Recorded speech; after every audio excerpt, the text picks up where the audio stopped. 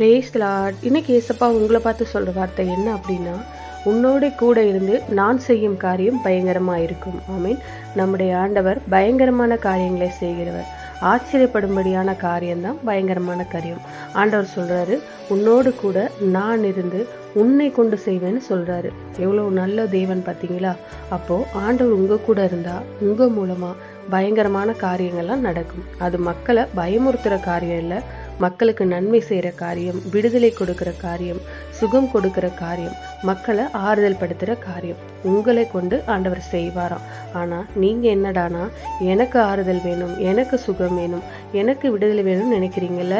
ஆண்டவர் சொல்கிறாரு, உன்னை கொண்டு அநேகருக்கு பயங்கரமான காரியத்தை செய்வேன், உன்னை கொண்டு அநேகரை குணமாக்குவேன், அற்புதம் செய்வேன்னு ஆண்டவர் சொல்கிறாரு. அதுக்கு நீங்கள் உங்களை ஒப்பு கொடுத்தா போதும், அவரை நீங்கள் விசுவாசித்தா போதும். நீங்கள் ஏசப்பாவை சொந்தமாக்கி கொண்டீங்கன்னா உங்களை கொண்டு பலத்த அற்புதங்களை அவர் செய்வார். இன்னைக்கு உங்களை கொண்டு அவர் செய்ய விரும்புகிறாரு. யாரோ ஒருத்தருக்கு உங்கள் மூலமாக அற்புதம் தேவையாக இருக்குது, உங்கள் மூலமாக அவர் செய்வார். எனக்குள்ள என்னோட இருக்கிற இயேசு கிறிஸ்து பயங்கரமான பராக்கிரமசாலி. அவர் என்ன கொண்டு பயங்கரமான காரியங்களை செய்வார்னு நீங்கள் விசுவாசிங்க.